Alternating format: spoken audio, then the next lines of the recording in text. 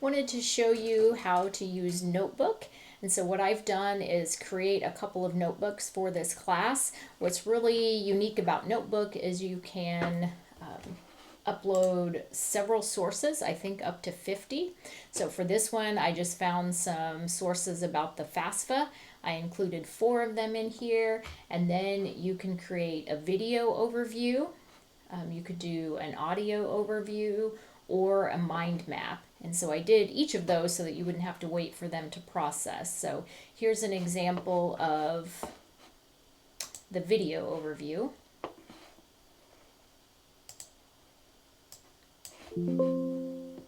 So, you're thinking about college, right? And probably about how to pay for it. Well, for millions of people, that whole journey kicks off with just one process. And just to be clear, you absolutely cannot submit your FAFSA without one. Just fast forwarding a little bit. But what happens if you get stuck on a question? Don't panic. You are definitely not on your own here. Okay, so that is the video overview. And maybe you want to create a podcast so students can listen to the information. And again, it's taking, it's summarizing all of these sources over here. So here's the podcast State grant version. Money and sometimes certain types of college aid, it's often first come, first served. Those funds can literally run out. Waiting those 3 days could mean missing out on thousands in grants. Wow. So that gives you an idea of that. They do go back and forth with 2 people, 2 voices, not people, 2 voices on the podcast. And then this is kind of neat. It creates a mind map. And so it talks about federal aid, the purpose, preparation, and then students can click, like, okay, what's the purpose of the FAFSA? I want to know more about that. So then they can click, oh, what's this mean about determine eligibility? Gives them more information. How do I submit this? What do I do after I submit it? What is this submission summary? So they can keep clicking and getting more information from that mind map. Now I'm going to switch to my other notebook where I uploaded considerably more sources, including the presentation that we're doing tonight and another video that Hannah did regarding AI. Also uploaded the ASCA ethical standards. And so you can see here, again, I can create the audio, the video, the mind map. You can also create flashcards or quizzes to help you study.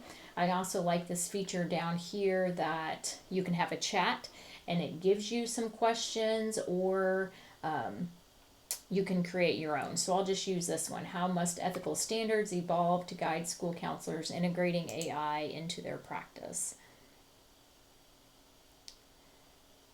Then it will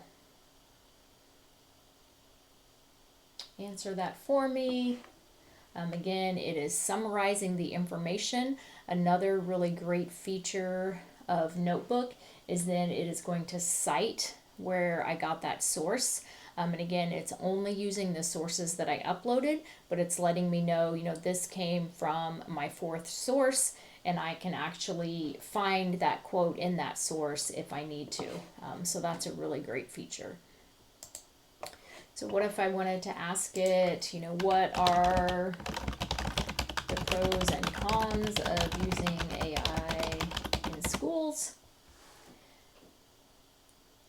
And then if I want to keep this answer, if I'm really interested in what this has to say, then I can add that as a note.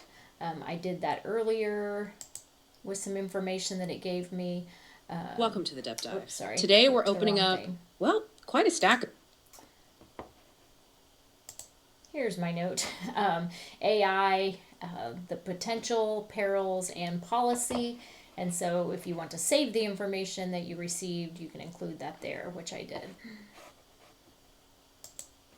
And one last thing to show you, when you are in interactive mode, which this AI in the classroom note is, I'm going to click back on that podcast. All painting it's this telling really me, powerful, sometimes or contradictory giving me the picture podcast. I'm going to click interactive. Turn up my volume a little bit here. Start playing the podcast. Welcome to the deep dive. Today we're opening up, well, quite a stack of source And then materials, I'm actually, going all to painting this actually really join the powerful, podcast. sometimes contradictory picture. Oh, wait. Someone wants to join. Hey, go for it. Tell me, what are some of the ethical considerations for school counselors using AI in the classroom? That is a fantastic question, and it's right at the heart of our discussion today. Yeah, that's exactly the nuance we need to cover right now. If we look specifically at school counselors, their ethical framework, like the ASCII standards, already lays out some intense responsibilities. Right, they have a primary obligation to the student. Exactly. And the ethical concerns around AI amplify those duties, especially around privacy and the human connection. The biggest one has to be data privacy, right? So actually, that's pretty good. It talks about the importance of the human connection and also privacy. So that's another cool feature in Brisk.